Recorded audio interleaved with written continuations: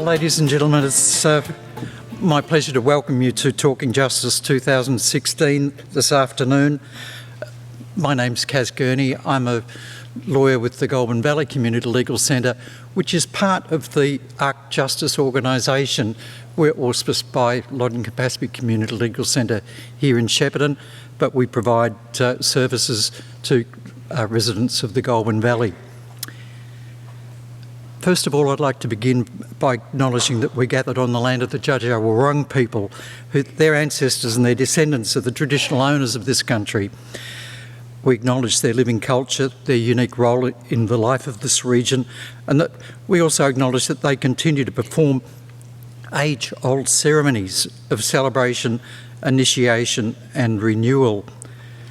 We pay our respects to their elders past and present, and we welcome members of their community who are with us today. But particularly for this session today, I'm also absolutely privileged to be able to welcome two other very, very well-known and influential and absolutely wonderful spokespeople for their Aboriginal communities as well. But that will be certainly preceded by Martin Krieger, who's our facilitator tonight. This is the third year of Talking Justice, and it's an opportunity for people in regional Victoria to reflect on the big justice issues: refugee policies, crime punishment, gender equality, sexual diversity, dispossession, reconciliation and global poverty. I'd like to thank Martin Krieger, who's our facilitator tonight, thank the very many sponsors, and their logos are up there on the screen. So I'd now like to introduce Martin Krieger. Martin's the Gordon Samuels Professor of Law and Social Theory, co-director, Network for Interdisciplinary Studies of Law at the University of New South Wales, deep thinker, wonderful innovator, conservationalist, and we're very lucky to have him. So thanks very much, Martin. Good on you. Gets me every time. Our subject this afternoon is celebrating and safeguarding cultural identity. We have two speakers, and they'll come now. Andrew Jackomos and Antoinette Braybrook, in that order. If you could sit, Andrew there and Antoinette there.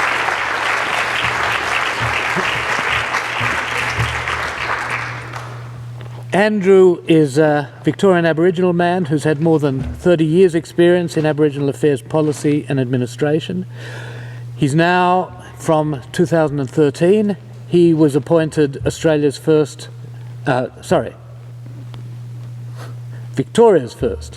Commissioner for Aboriginal Children and Young People. Australia's first as well? Yes. Australia's and Victoria's first.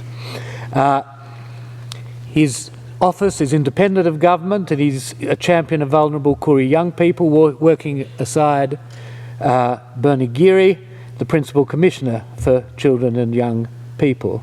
He came to the post with a long family history of activism on Aboriginal and Torres Strait Islanders' rights and a deep understanding of justice issues as the former director of the Koori Justice Unit, which coordinates the Victorian Aboriginal Justice Agreement. Under the Task Force 1000 project, he's currently reviewing 1,000 individual cases of Aboriginal children in out-of-home care to examine the systemic failings that have produced steep increases in the number of children removed, not just from parents, but from culture and community. I'd like to welcome him to speak to us. Thank you.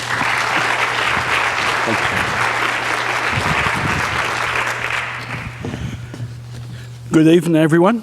And as is our custom, I do also acknowledge the traditional owners, custodians of the land we're meeting on here tonight, gathering on, the Jackomos Wurrung and their elders, both past and present. I also acknowledge all the good people, all you good people in the room, because if you were not of good of heart, I suspect you would not be here on Saturday evening. That's unless you're here to heckle either Antoinette or me or both of us. I particularly like to acknowledge Raylene Harradine, the CEO of Bendigo and District Aboriginal Corporation, who's been a very good long friend of mine. The traditional owners here have nurtured their lands and waters, their culture and families for literally thousands of years. But a community that over the past 200 years has had their land stolen, family and clans rounded up as cattle and herded onto missions and government reserves, as has happened across the nation. A community that was for generations disconnected from their traditional practices, languages and social structures, governance arrangements and self-determination. As a community that had their children and babies forcibly removed, that commenced intergenerational removal and trauma, that has had a continuing impact to this very day. A community that, to this very day, has had their children removed and entering into justice supervision in record numbers, and a community whose children are impacted upon at record levels of family violence. Just a little bit more to what Martin said, I'm a Yorta Yorta, Gunditjmara man, always was and always will be. I'm not a descendant of the Gunditjmara and Yorta Yorta, I am Gunditjmara and Yorta Yorta. On my father's side, the heritage is also from the Greek island of Gustalorizal, and I'm still suffering travel lag. I've just arrived back from being to the island, the first time ever, and my grandparents left the island 100 years ago as refugees from Turkish occupation. And when I was there, sadly, you catch a ferry there, no plane, and the island is like an orange glow. And the glow is of life jackets that ring the island from refugees. And it's just an interesting juxtaposition where the refugees are fleeing to the island that my grandparents fled from 100 years ago. And sadly, not all of them reached the island.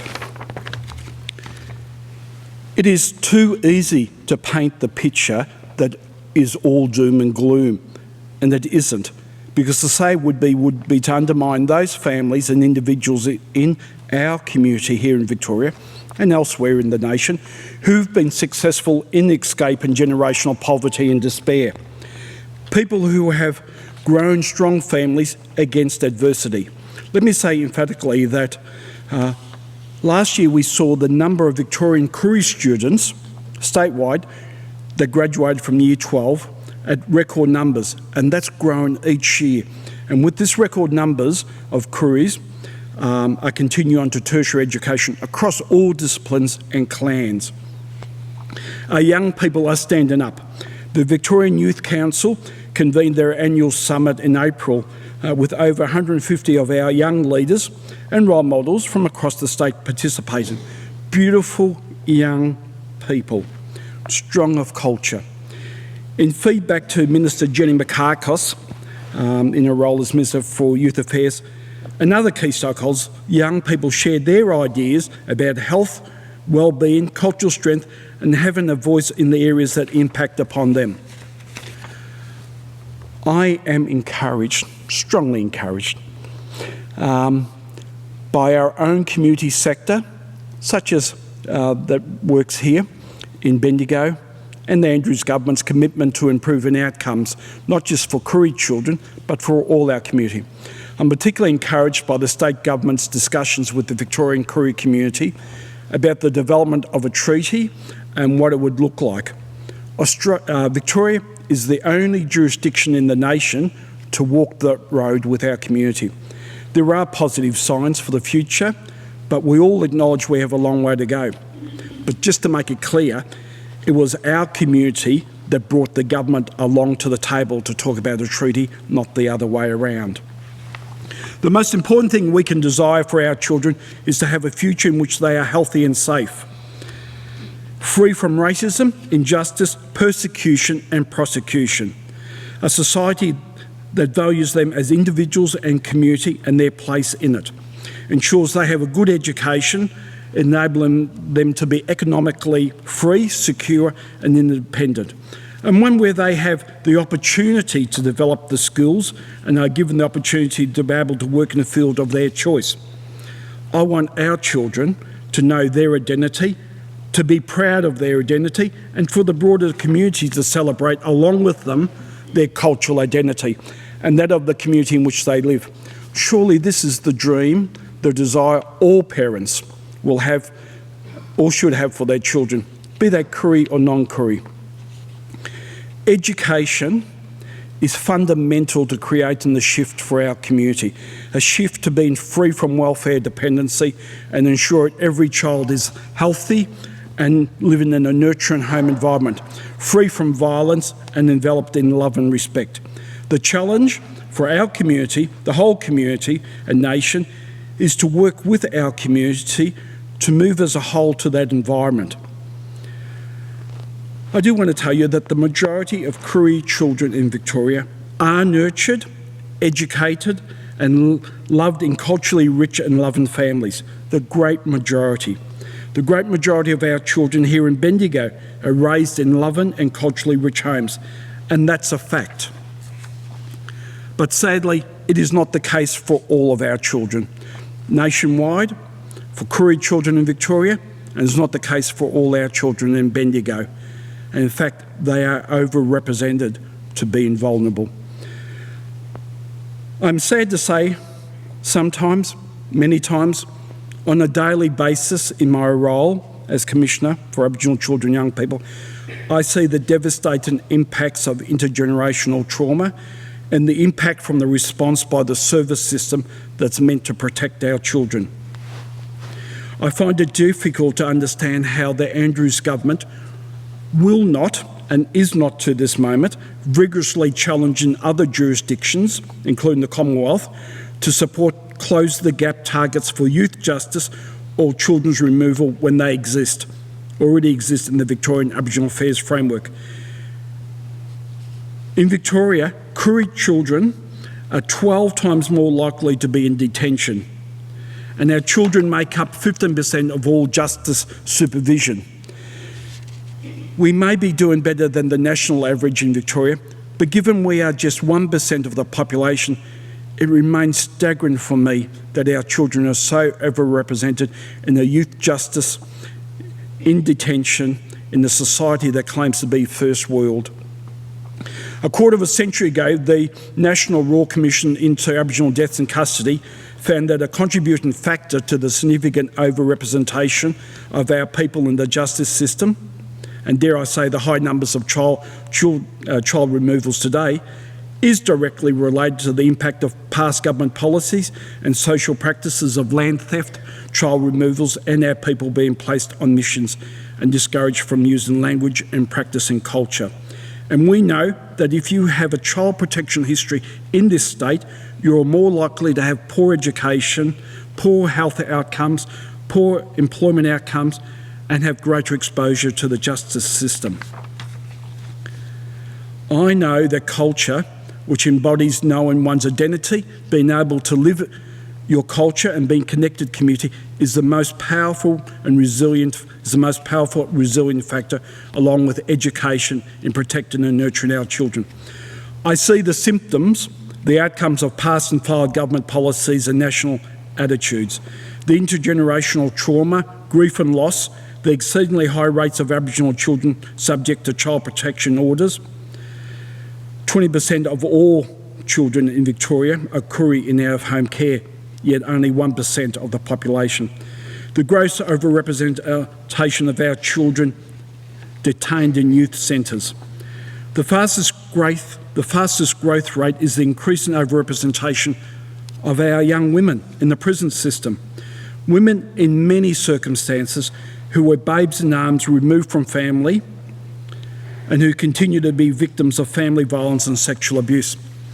Every day in my job, I see the foundations, individual children being laid for future admission to the prison system. Some of you may be aware of my work in Task Force 1000 over the past 2 years, where we have critically reviewed close to 1,000 Koori children in the care of the state here in Victoria. Sadly, that is now grown to 1,500 just in 2 years and is increasingly to grow.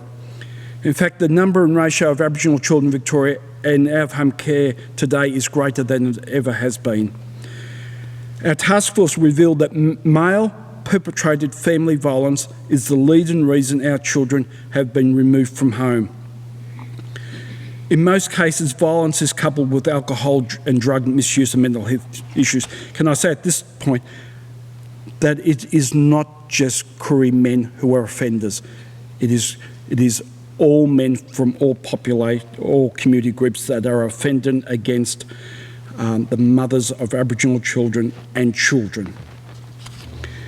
Other common themes include parental child removal and incarceration, poor housing and transience, particularly of mum, clear lack of education achievements and work history. So for every child I look at, I see virtually every case where one of the parents, at least one of the parents have had a history of child protection and one of the parents at least have been incarcerated. We know that children who become isolated from culture and community networks when placed in out-of-home care become more vulnerable to abuse and less able to seek help. They are disconnected, they are boats without anchors, and they are drifting. And our prison system is full of people who are drifters. We also know that many Koori children in out-of-home care are progressing to the youth justice system at alarming rates, further disconnecting them from cultural ties and identity. Yes, there is a direct linkage between parental family violence, child protection, youth justice, and homelessness. It's a vicious cycle.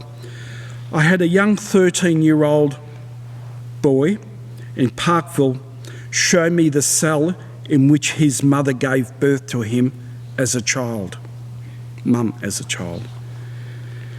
Many are in a vortex where the government has assumed their role as parent and guardian, but at the same time they're jailer, an architect of both of these systems. The age of criminal responsibility in Victoria and nationally is just 10 years of age. This is a very young age for our legal system. For me, it's immoral. And our society transition children from victims to criminals. It is some 4 years lower than the international average. Our children are younger when they're locked up and they return to detention more quickly. All this means that our children, Koori kids, are more likely to be incarcerated as an adult and their children more likely to be incarcerated. This is unacceptable for our community and it must be unacceptable for the broader Australian community. The common backdrop against which this scene is set is the experience of intergenerational trauma, grief and loss. Learnings from the past are not changing the trajectory for our children. Generational cycles of poverty, disadvantage, disconnection and discrimination are not being broken. The past continues to claw into our future. I was in a town not far from here and as part of my work and reviewing, I looked at 83 children in out-of-home care and 64 of those children were on the same family tree. And as I looked, I can see, and I was related to 85% of those children.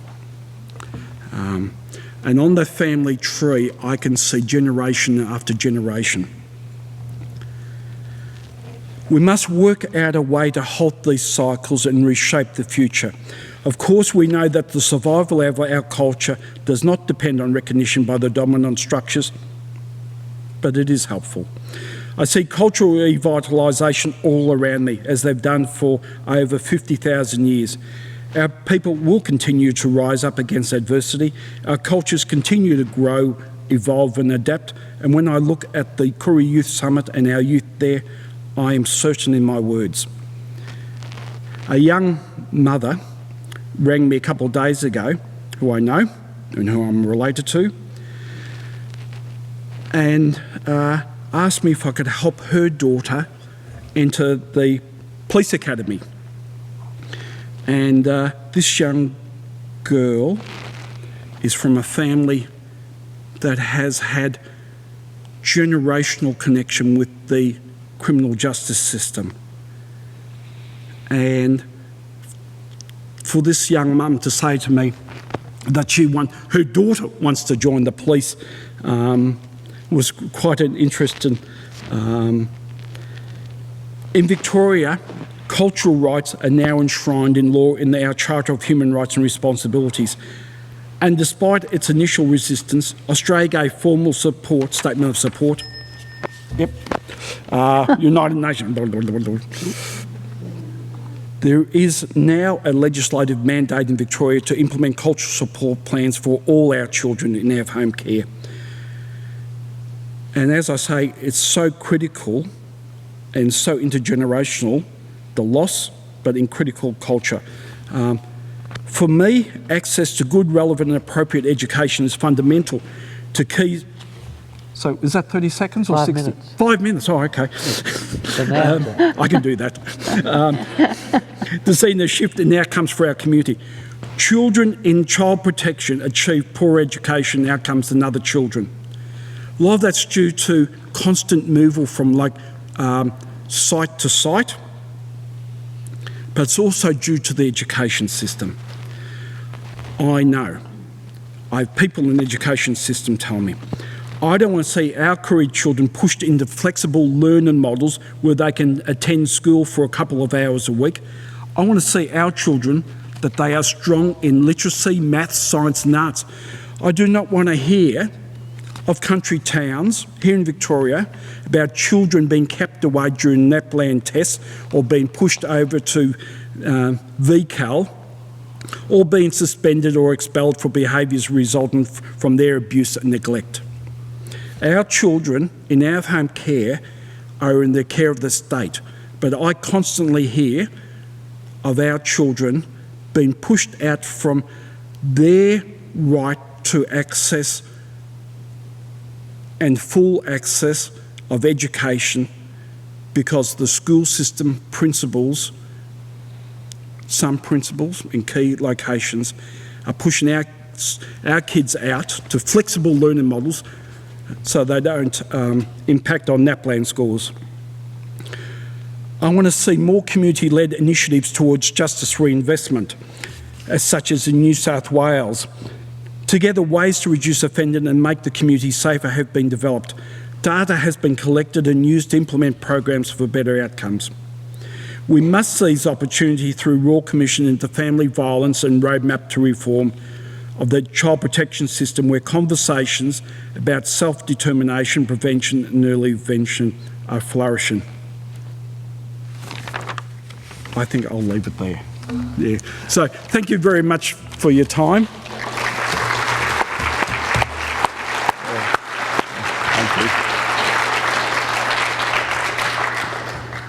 Thank you very much for that, Andrew. I mean, it gives you a sense of the depth of the problems, but also of the complexity of the problems. They're not all dark, they're not all, certainly not all light, but they're all important. And I hope that you can, in your work and in the work around you, make an impact on some of the central issues that you were talking about. Antoinette Braybrook, who is about to speak to us, set up the Aboriginal Family Violence Prevention and Legal Service in Victoria in the early 2000s. Meanwhile, this organisation has grown now to 4 offices across Victoria with over a staff of over 30. Antoinette won Law Institute of Victoria's Access to Justice Awards last year. Over 100 Sisters Day Out workshops have helped connect with over 7,000 attendees, where aside from being pampered, I didn't write this, I just learnt it, where aside from being pampered, which is nice, they have access to family law experts and counsellors. These workshops also help raise awareness of the issues and support available to those experiencing domestic violence. FVPLS, which is the acronym, Victoria, advocates for improvements in the way the community, the legal system and authorities respond to and address family violence and sexual assault. Antoinette represents FVPLS Victoria on the Aboriginal Justice Forum and the Indigenous Family Violence Partnership Forum. And I ask her now to tell us about the problems she deals with and the work she does. Thank you.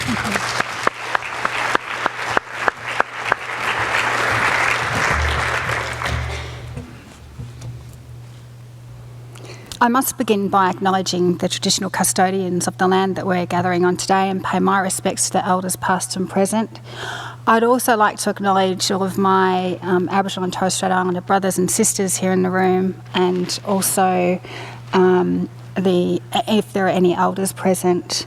Can I also acknowledge Raylene Harradine, the CEO of Bendigo Aboriginal District Cooperative, and I'd also like to pay a special acknowledgement to Dan Dwyer, who was my lecturer at Deakin, but it was that long ago he probably wouldn't remember.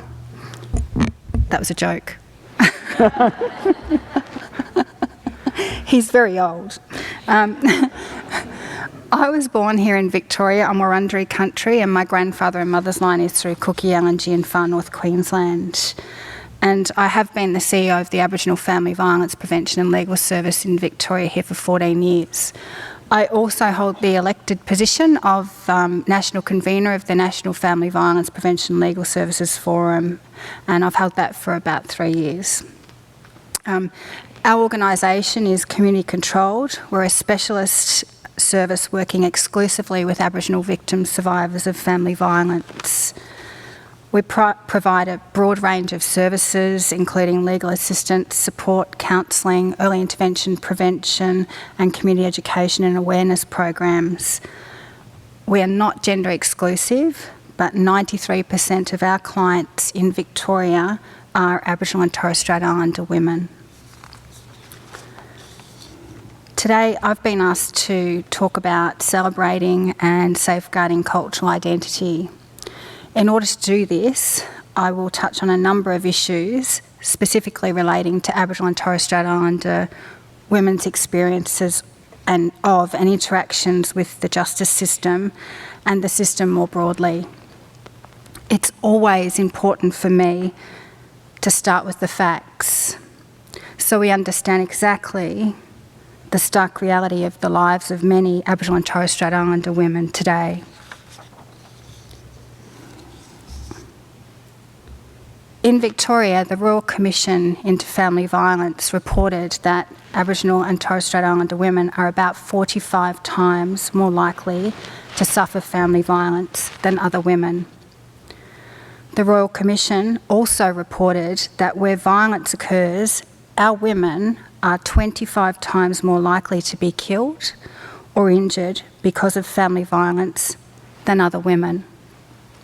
Nationally, we are 34 times more likely to be hospitalised for family violence, and we are 10 times more likely to die from a violent assault than other women. We remain the most legally disadvantaged group in Australia, and we are the fastest growing prison population in this country today. Almost 90% of our sisters in prison are victims of family violence, and 80% are mothers.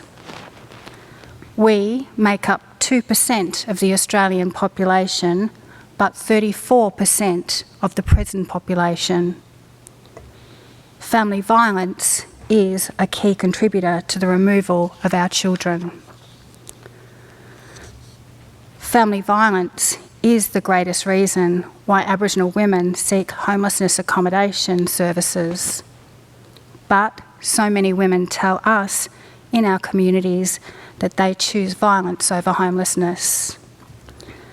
And nationally, it is estimated that 90% of violence against our women goes unreported.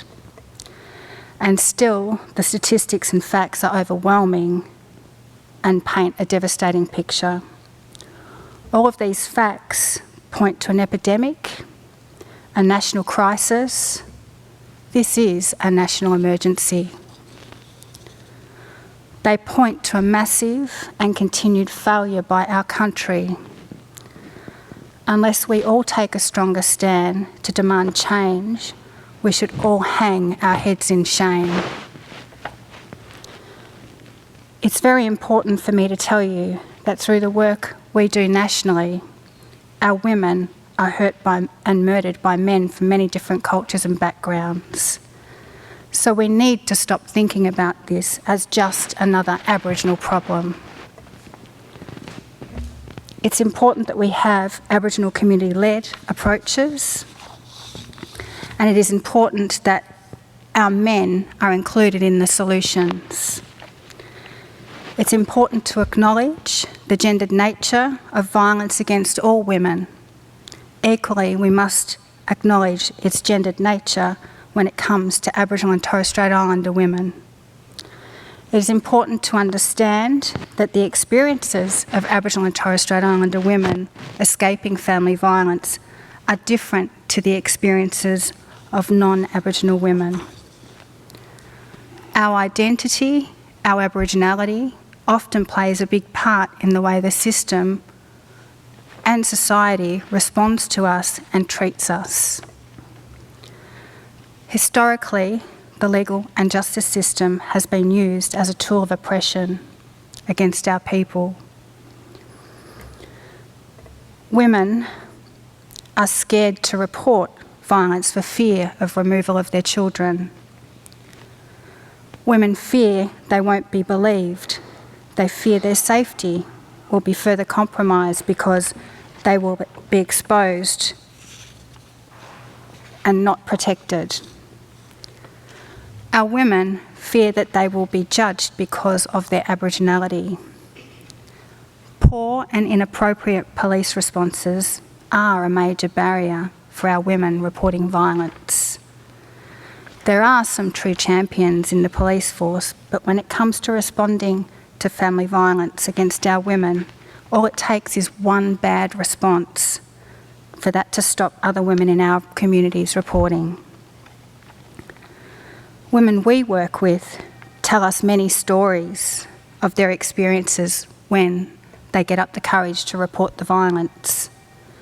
Shockingly, one sister told us when she did get up that courage to report a breach of an intervention order, the police officer told her that because it was just a punch in the head this time and he didn't lay the boots in like last time, he seems to be getting better.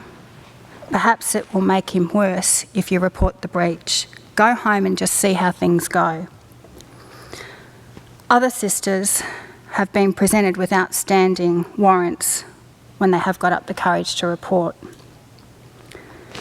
When it comes to Aboriginal and Torres Strait Islander women's experiences of the courts in respect of child protection and family law matters, we see firsthand the lack of cultural awareness and sensitivity by some judicial officers when making decisions about Aboriginal children. It's not okay for a child to maintain their connection to culture by visiting an Aboriginal organisation or attending a NAIDOC event in another state or on someone else's country.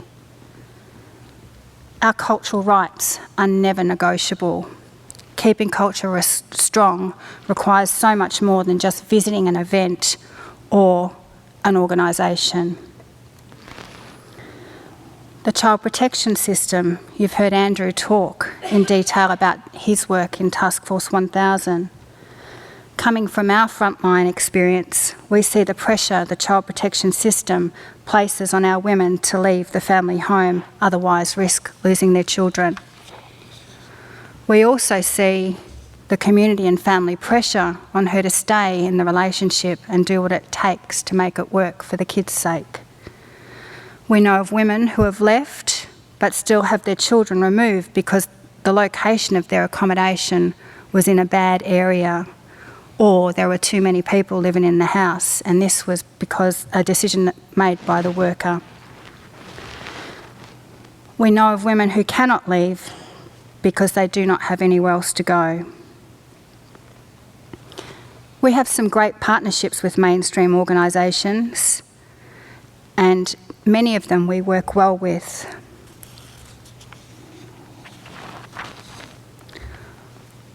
We know of situations where women have sought out help from a mainstream organisation only to be told that there's an Aboriginal organisation down the road.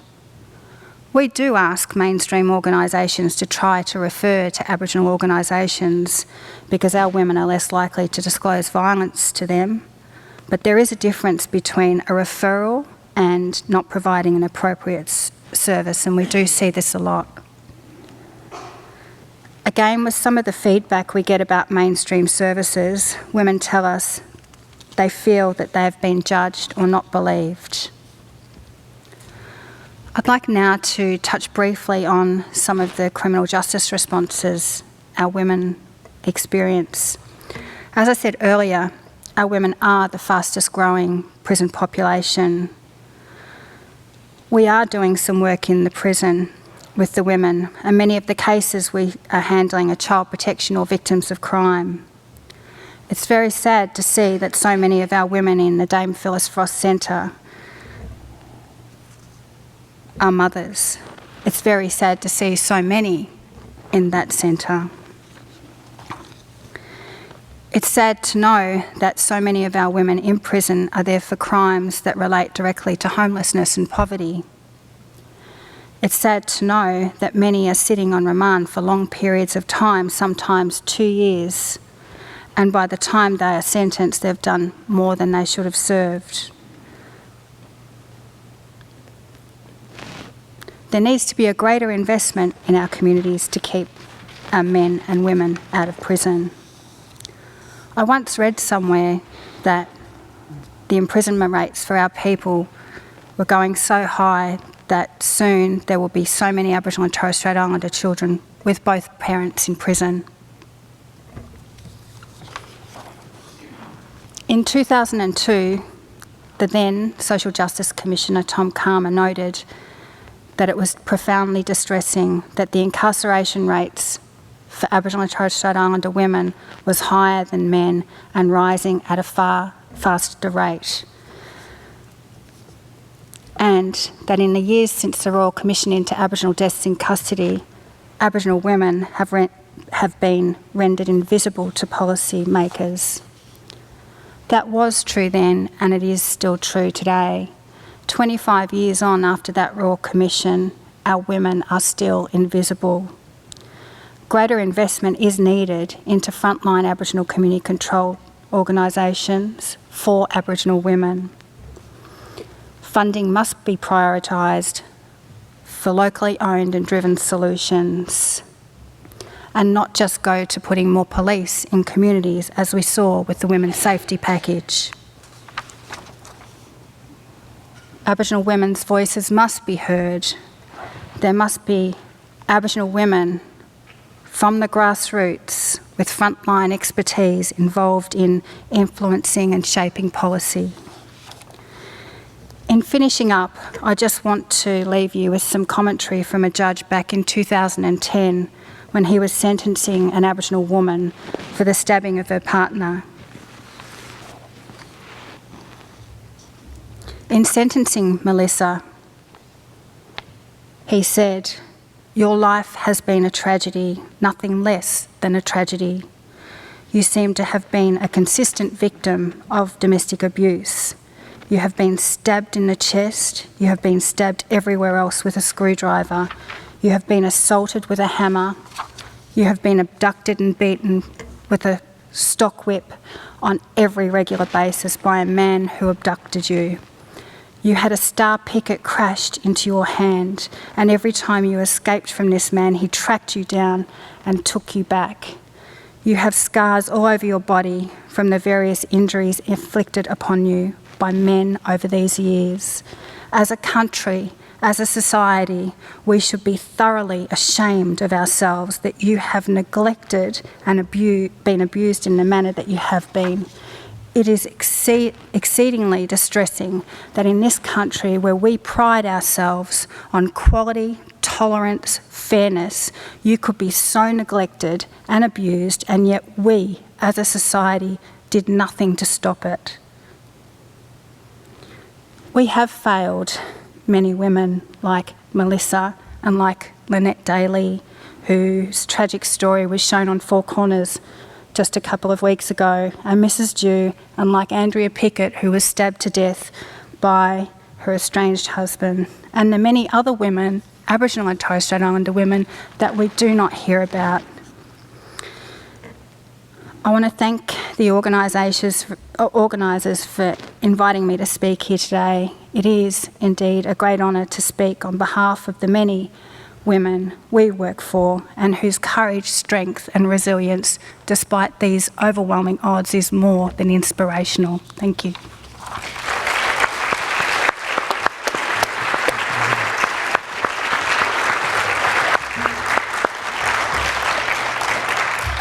Well, that was at the one time distressing and inspirational, but it was deeply distressing. And I wonder whether a phrase was introduced yesterday, wicked problems, that is, problems that are deep, but we don't have any systemic knowledge of how to fix them. The problems that you both are talking about, do you see them as wicked in this sense, or do you think these are failures to do things that could be done, that we know what could be done and should be done? I'm an optimist after what I've said. I don't see any of the problems as wicked as in not being resolvable. And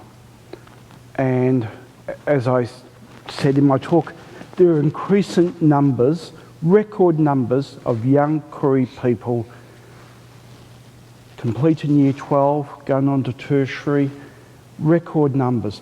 The great majority of our children across this state live in strong, healthy homes. How do we replicate that for all children? I see cases. I've said to the government that, and community, that the children in our care now, in out-of-home care, many of those children will go on to be both perpetrators of family violence and sexual abuse. We now have the opportunity to work with those children to ensure that they know what a strong, healthy relationships are, to give them the education that they should have, to strengthen their culture. What you see is where we don't take advantage. 66 of the 99 deaths in custody reviewed by the Royal Commission of Aboriginal Deaths in Custody were children who had been removed, who had been disconnected from culture, family, country.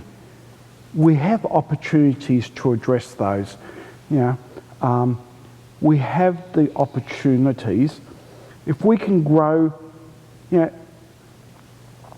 I have despair sometimes when I go to towns where I hear virtually all of the children in out-of-home care, virtually all of the Koori kids in this town are undertaking special courses for the ease of the school system or for the good name of the broader community. Things can change, and they are changing, but government needs to take a greater responsibility. I see fantastic work being done here in Bendigo by the Bendigo and District Aboriginal Corporation, but they need greater investment. A lot of the times I see programs that are just Mickey Mouse, where crumbs are thrown to say, well, you've got this and you've got to work within that. If you see the cost of how much a child, a father, I do child death reviews of Aboriginal children. And a father said to me, his 14-year-old son died overdosed. And the son was at home, he was removed, child protection removed him. The father was saying, all I was asking was some financial support to help me get the mental health medication to keep him at home with me. He was removed from home, placed in a a residential care place, and from there he went downhill, and the cost of a child in out-of-home care in a residential is close to $100,000 more than. And the father was saying all I was asking was $20, $30 a week. He was on mental health disabilities to help me with my son's formula. And sometimes I think, just sometimes the system is so locked into structures and rules that we lose the sight of what we're aiming for. So.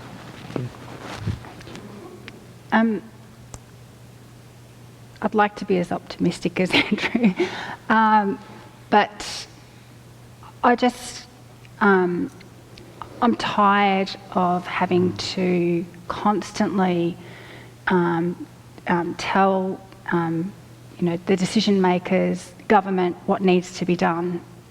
Having worked in an Aboriginal community controlled organisation for 14 years, throughout that time we've come up with fantastic programs and other initiatives, and these have been shown to be best practice models to reduce women's vulnerability to violence, for example. But then you have to spend so much time, trying to chase funding for them to continue,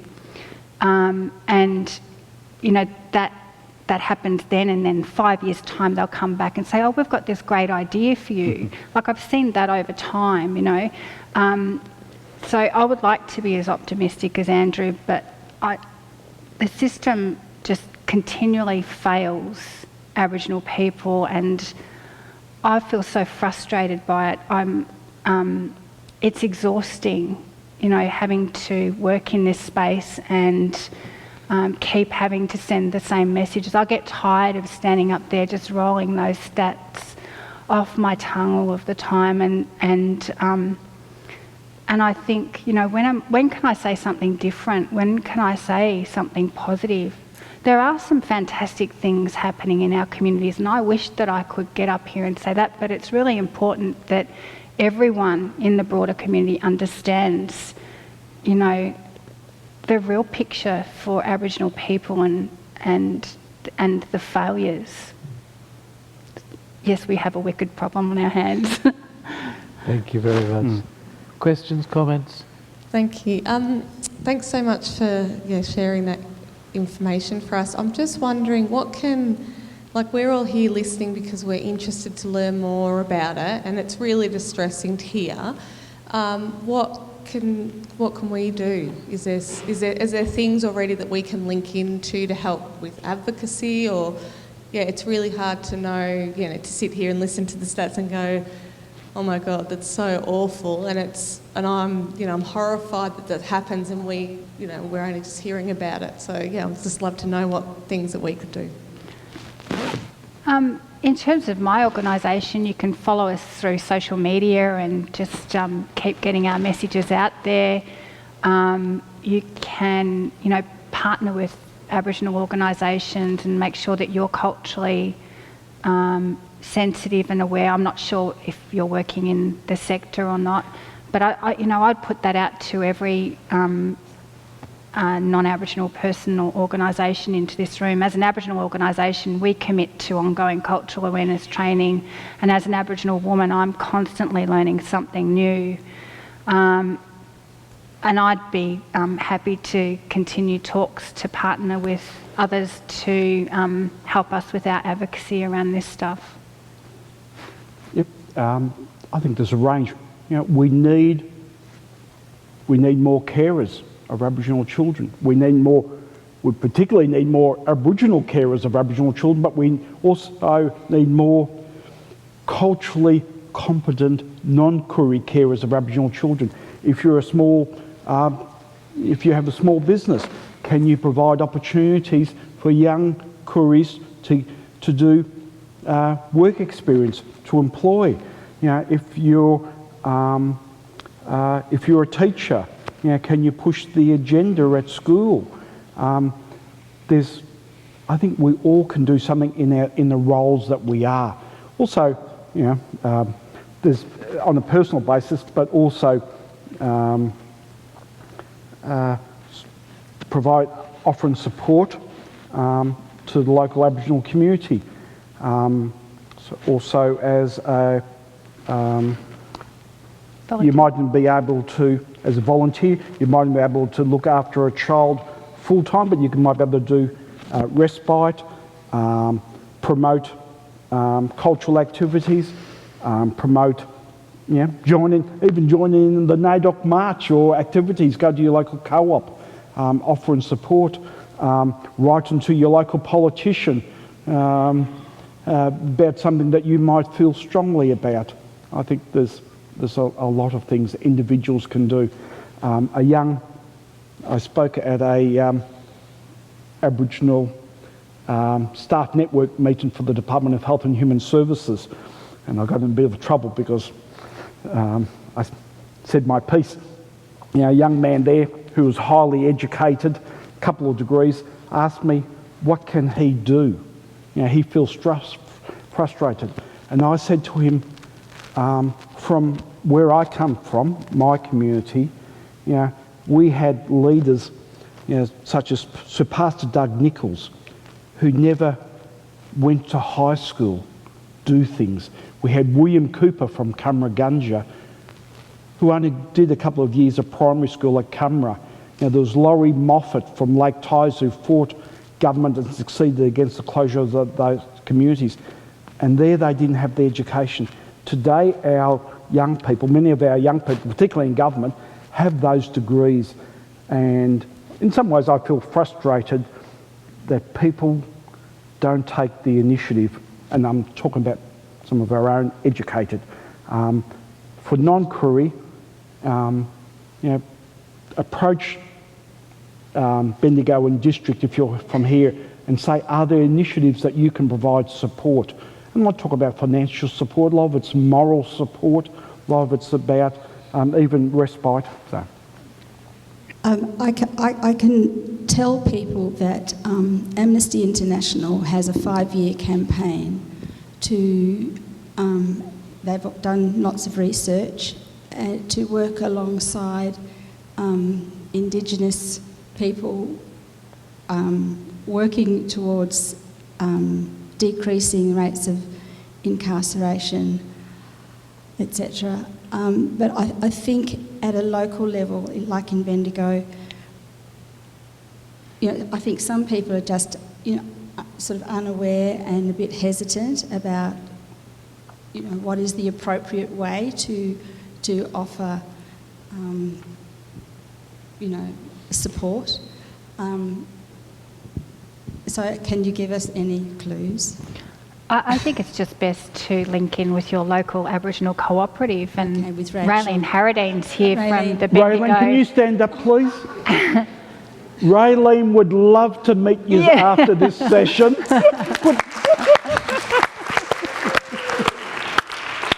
So I just wanted to say that whilst I'm here, Barbara Huggins from Jackomos, the traditional owner group, is here as well. So they're currently doing a lot of different programs, and they've got a lot of youth involved as well in different things, like a lot of the schools are attending different concerts and activities and all that sort of thing. So, there's two organisations. BDAC is a service delivery organisation, but Jackomos is a traditional owner group. So please, if you want to sort of...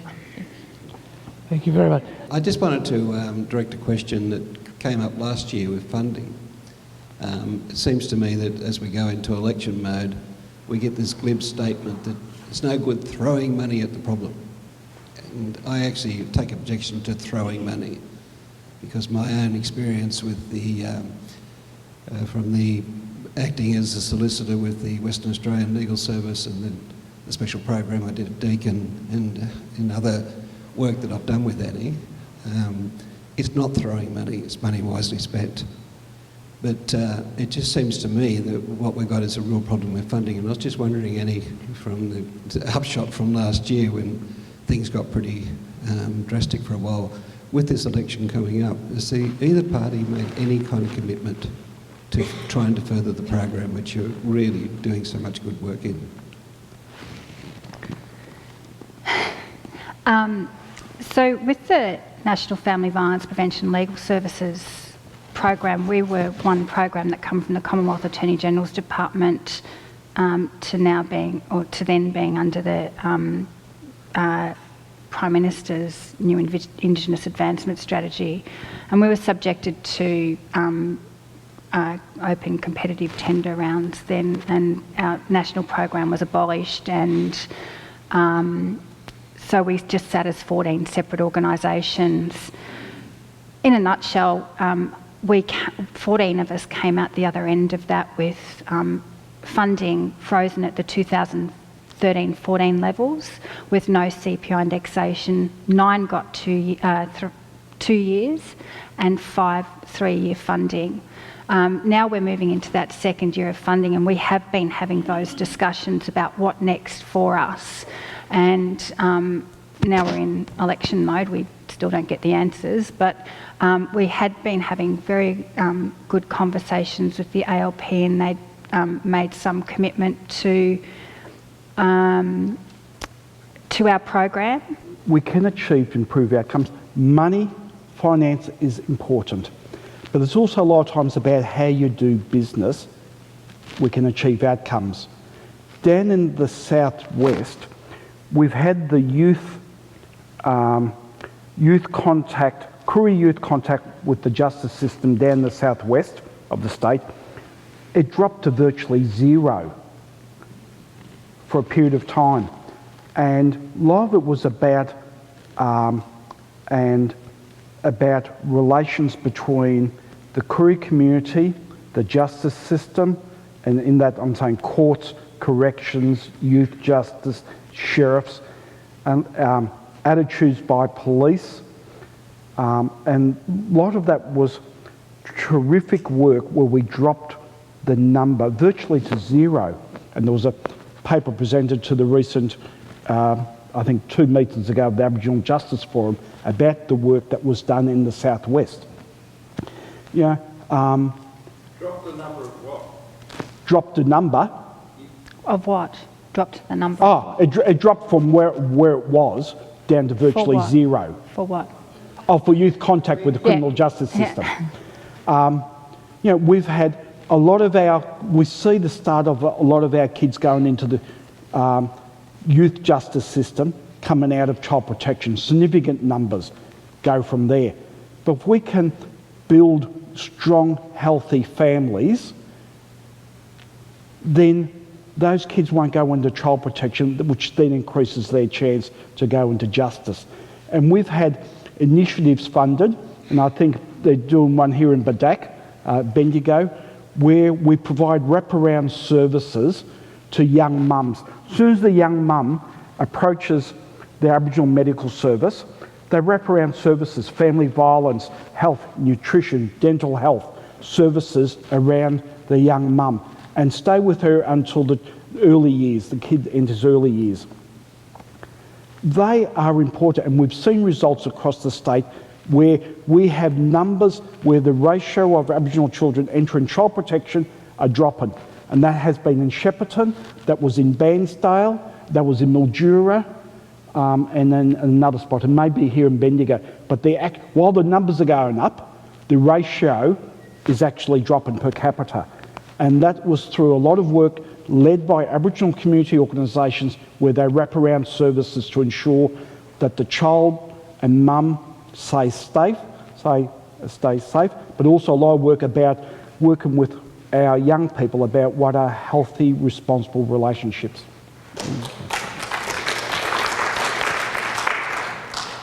Yeah, we've talked a bit about funding, and I mean, something that occurs to me is that while, you know, it's very hard to scrounge around for extra bits of funding for new and innovative things that actually work, there's a heck of a lot of investment in mainstream, as in, by the time you're talking about criminal justice, legal aid, youth justice, you're talking about something's already failed somewhere up the line, and I mean, I'm a community member, but I'm also a taxpayer, and it really annoys me that there's so much investment in mainstream policing, mainstream education, mainstream health, and there's so much good language and goodwill. I mean, a lot more now in Melbourne and sometimes Canberra than there has been in the past, and that's all fine, but it's like, how do you make the difference in people's actual experience in their own communities?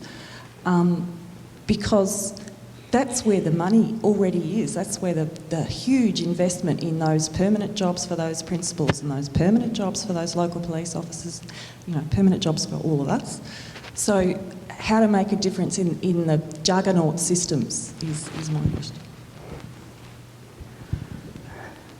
I think one of them is making the system more culturally responsible and responsive and responsible. Now, I've seen schools. An example is Churchill Secondary College in Morwell, and they're doing fantastic work, and they're pushing their kids, Koori kids, to do the mainstream programs, and that's where we get the results from. I see other schools where they push the kids out, and every child that is pushed out of mainstream school and into special programs, VCAL and other programs, the long-term thing is they're going to cost society more. I want and there's some kids who want to do VCAL, and that's great.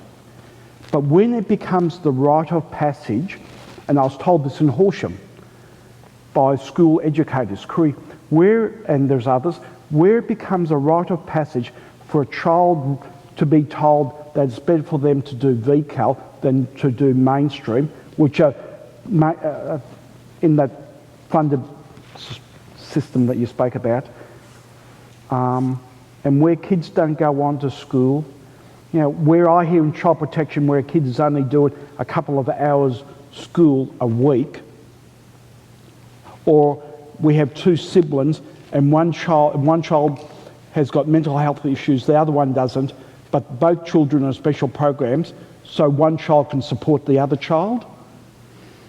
To me, we need to make the system more responsible for our children, all children. Can I just comment on, just with police, I mentioned briefly before about the women's safety package with 21 mil of that 100 mil going up to remote communities for greater police responses. Now, coming from the work that I do, we would not be advocating for more police in communities because women don't report, blah, blah, blah, blah, blah. But what we would be looking at doing is creating some partnership with local police, like we have done in the past through our Koori Police Family Violence Protocols project, where local community and police work together to develop, and mainstream and Aboriginal services work together to develop a Koori-friendly response, I guess, to victims reporting family violence or call-outs, and that response is also for Aboriginal perpetrators. So there's a Koori-specific code that the police will follow, and that's been rolled out to a number of areas, and it has been quite successful in a number of those areas. I think it was also talked about in the Royal Commission, but I don't know where the money's going to land for that, which areas. You mentioned before about ways in which the people here could help. One of those ways was to look after a young child, or even if it's for a short period of time. Respite, yes.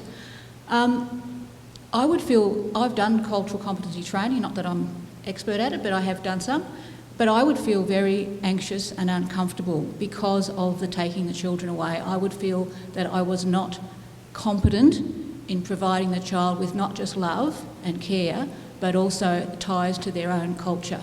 And I'm just wondering what remarks or comments you might make on that, and how we could overcome that either as an individual or as a community. Sure. And when I did speak, I did preface it by saying my preference is for Aboriginal children to be cared for, preferably by Aboriginal people, preferably by their family members, But the reality of it is that we can't get enough carers for our children. We can't get enough Koori carers for our children, and I'm speaking on a statewide basis, so if I'm speaking wrongly, Raylene, I'm sure you'll tell me. But there is a need for more than just Koori carers, given their numbers and respite. And I did say they need to be culturally competent. And we have a lot of terrific non-Koori carers looking after our kids, but they need to be culturally competent. They need to undertake training, to be assessed training, that they have the cultural skills, that they keep the kid contacted. You know, I worry about sometimes where I hear where the carers have changed the names of the children, or the carers don't keep them connected or don't want them to connect with their community. Happens every day. So I would love, and Raylene would love to hear at BDAC about people who would like to volunteer, but not everybody is going to be a suitable carer. So. Can I just add on to Andrew that we do, there is training that's undertaken for carers who put their hand up, and that's specifically for, like we do have it for Aboriginal carers as well. So you're not alone when you actually do take on a child. It's you're supported by the agency, either it's Anglicare or it's BDAC, depending on the circumstances and the individual of the child. And when you actually agree to that, you'll be matched up with a child, but it's kind of like there's a cultural support plan that's in place. So that actually guides the carer on what culturally the child needs to be involved in. So, and it's that's their age relevant to the child, so they're always updated. So it's a living document. So for the child to include, it's not just going to a NAIDOC event. It's a lot more than that. So it's keeping connection with their country if they're not from Bendigo, if they're from Echuca. So there's always work that's done to ensure that the child has the connection to where they're from their tribal group and that sort of thing. So there's lots of work that happens. So I know that you might be feeling a bit apprehensive about doing something, but you're not alone. It's something that we want to do to ensure that our children are in a safe environment and they're cared for, and it's not just a tick the box thing, and people are usually screened, so there's lots of things that we do around compliance and that sort of thing. Can I just quickly, just a correct comment that Martin made earlier. My fellow Children's Commissioner was Bernie Geary, who retired. My fellow Commissioner is Leanna Buchanan, who commenced, I think about 8 weeks ago, who was previously the CEO, Executive Officer for Community Legal Services. Federation, who's a fantastic appointment. So, that's my thing. Yeah. Good afternoon, Andrew, Antoinette Raylene. I had the extraordinary experience 6 years ago of working at the Department of Justice in the Koori Justice Unit with you, Andrew, and Antoinette. I'm Helen Lennon, the human rights lawyer from California. Thank you so much for coming out, because you have the most extraordinarily crushing schedules, so your time is incredibly valuable. But I wanted to come back, Andrew, to your point about being optimistic. In 2009, when I was at the Koori Justice Unit, we were under the leadership of Rob Hulls, the Attorney General, and I observed there a genuine partnership with the Aboriginal community in Victoria. The protocol that we followed in developing policy, or that I followed, was that first we always went to community, because community has identified its issues and survivors know what they need. So in the first instance, we simply went to survivors and said, what do you need? And my observation was that the policies that were being developed particularly in the family violence area and mental health issues, were absolutely cutting edge, cutting edge. And they were not particularly expensive. They were creative, they attended to an issue. They didn't necessarily cost a lot more money. So I recall then that we had the Aboriginal Justice Agreements, 1, 2, and 3. We had the Koori Courts and their elders. We had Wagunga Nalu. And we had the Neighbourhood Justice Centre that was turning out 100% attendance on Aboriginal hearing days through creative, powerful endeavours that didn't run amok and take up all these resources and everything else that are going through people's heads. So my question, though it may be sensitive, is with the sudden departure of Rob Hulls, who, as I recall, increased the number of Aboriginal people working in the Department of Justice from 2 to 88 when I was there, as I recall.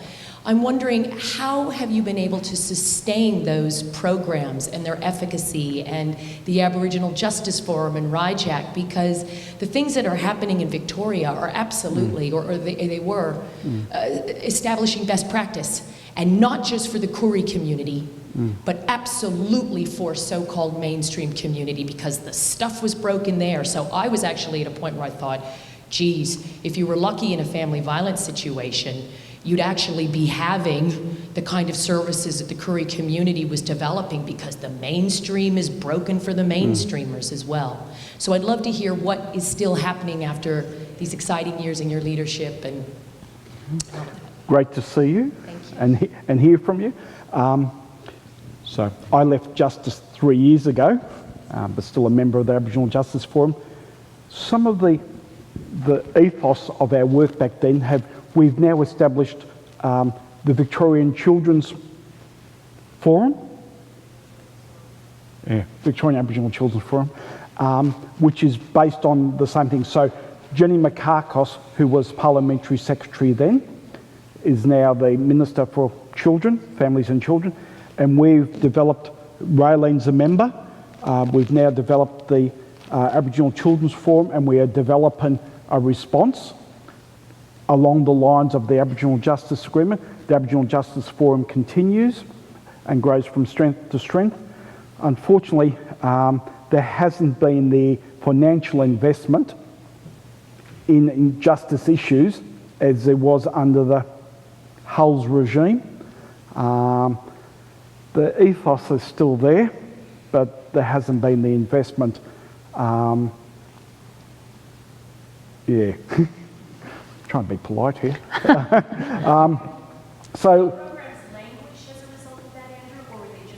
They haven't expanded. Like, you know, one of my babies that I pursued in the Justice Forum, and people that worked in that environment, was a community-based women's diversionary program, and we still don't have that.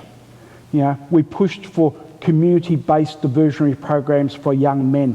We still don't have that. Up at Baroona, up outside Echuca, run by Nernda Aboriginal Corporation, they have a community-based diversionary program for kids that runs on a smally rag.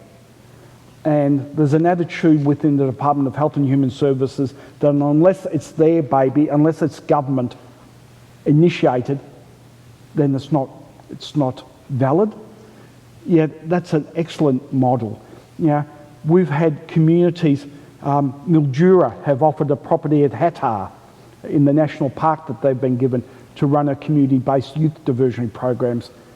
It just hasn't taken off. And if you look at the money it costs for a child to be imprisoned in youth detention, I think it was someone told me it was between 250,000 and something, as opposed to up at Nernda was seeking, I think, 200,000 for all their program, yet in DHS, in youth justice, to detain that child, it's well over 200 for one child. So, can I just say, with agreements and all of that kind of stuff, and black money being allocated into a bag there, that shouldn't take away the need for, mainstream to put their hand in their pockets as well. Like, Corrections Victoria, for example, can't do something because there's not enough black money. Well, there's heaps of money sitting in Corrections Victoria. Put your hand in your own pocket.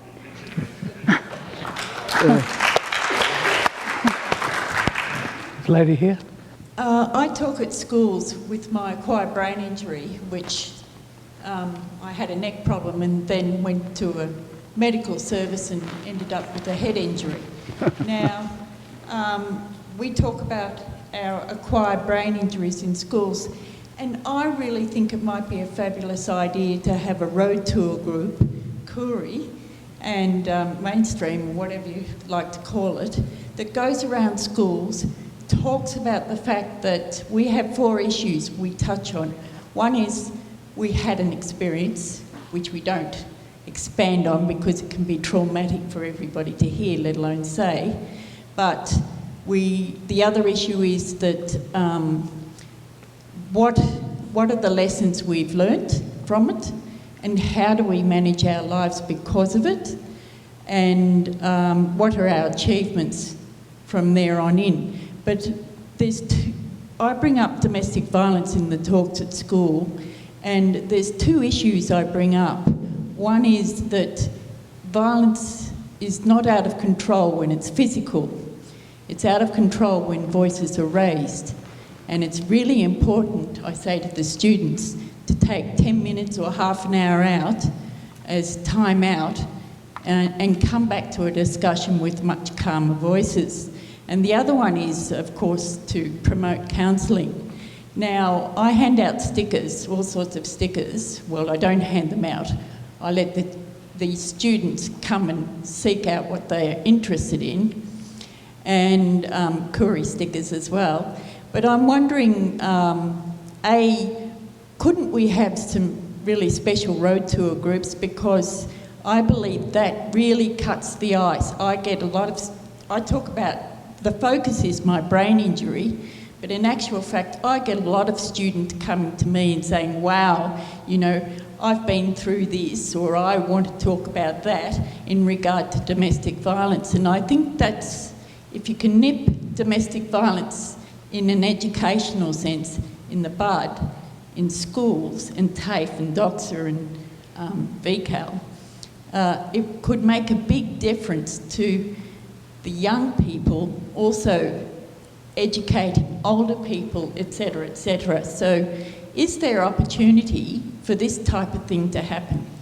There was an announcement only recently, while I was away, following on from a recommendation from the Royal Commission into Family Violence, where support for programs within schools about healthy, responsible and respectful relationships.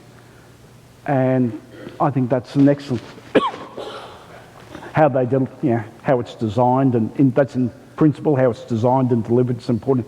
I wouldn't have a road show that would go to a school that spoke about family violence to Aboriginal children. To me, that's not culturally appropriate. I would have, I know in a lot of communities and where we have Koori youth groups and children's groups and homework centres where there are opportunities to do what you say, but you wouldn't go into a school and target Aboriginal children in the school or the whole school to talk about children. So yes, I think what you talk about is great for all children. I think that's terrific, but it would be inappropriate for Aboriginal children, in my view. My organisation delivers a number of different programs. One that you may have heard of is Sisters Day Out, and that's for women where we go into communities and we have pamperers, hairdressing, massage, manicure. They're the hook to get the women in, and it's a family violence workshop basically where we invite mainstream and Aboriginal service providers to come in and set up an information booth. So we're breaking down all of those barriers to accessing those services, and there's women of all ages that come to those events, and so that you've got younger women mixing with younger women and mixing with elders and that kind of thing, and sharing their stories. So we do that in that way. And another program that we've got is called Young Love, which is exactly what Andrew was talking about, was about respectful relationships. And that's working with young women between 13 to 17 years old, I think, about respectful relationships, not just boy-girl relationships, but parents and friends in school and teachers and all of that kind of stuff.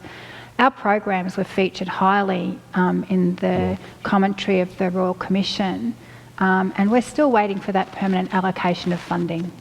Thank you. I am a teacher and I have taught VCAL. I hope very well. I think in many ways, mainstream kids, Indigenous kids, by the time they get to year 11, we have to make a decision, are they competent enough to deal with VCE or not? And there's no middle ground. You either have a choice between VCAL or VCE. And so we do it with the best of intentions, but I think what you need to consider is to go more upstream. You know, it's almost too late in a sense when we get the kids at year 11 to say, we're going to take you out and teach you, you know, the basic 3 R's or whatever. I love the idea of all those programs that you were talking about, because I do believe education is the key, but it begins with parenting. You said you have lots of wonderful role models too in your Indigenous families. I'm wondering, have you done studies on what makes them successful, and what is it that is the biggest threat to harmony, respect and healthy relationships in the families where things go pear-shaped?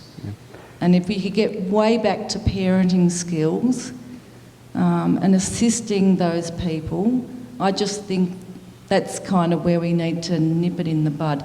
But look, I say that humbly because I really don't know what you know. So with the greatest respect, upstream education before it's too late. And I 100% agree with you. 100% agree with you. My problem is where the investment in Aboriginal children isn't made and they're pushed out the door. And I know that happens across the state. Thankfully, it doesn't happen in all schools. There are some terrific schools, terrific teachers. The great majority are terrific. My worry is where our children are pushed out the door, and we know that. We know that a lot of our children are pushed out the door because there's less accountability when they're suspended or expelled. But I agree with you 100% about the investment, about working with parents, and for me, a lot of it is, we can do stuff now, but a lot of it's intergenerational. And about the investments. It's really important to remember too that we've got a very young population. So our parents are, a lot of the parents are children or youth themselves. So that, you know, that focus around those youth programs is really important, and role modelling and mentoring and that kind of stuff. And that's what we do with the programs that we offer. And you know, another important program that we run is called the Dilly Bag, which brings Aboriginal women together to talk about Aboriginal women's business. As a non-Aboriginal person who is blessed every day to work in an Indigenous community with all of the skills and what I bring that they happen to need, which is a bonus, the question was asked, what can we do? And I'm guessing that was, what can we non-Aboriginal people do? And I'll say this, it starts by actually working out if you're part of the solution or part of the problem. Because if you can't work that out in your own life, then it's hard to take it out to a community. And I say to staff all the time, and we do a lot of cultural competency training amongst ourselves. Good intentions are fantastic, but the mission managers had good intentions. Don't sit on that. Learn what's in your heart. Learn where you are part of the problem. I don't see myself as part of the solution because I learn every day. Thank you very much. Well, I don't know if these are wicked problems, but they're certainly very, very vexing, trying, maybe terrible problems. But one encouraging thing from the discussion is that we have very serious people who know the problems and are trying to do the best they can to solve them. That can't guarantee a solution, but it can help. And I'm very grateful you're here, and I'm very grateful to hear what you've been doing. So thank you. Thank you. Thank you very much. Thank you.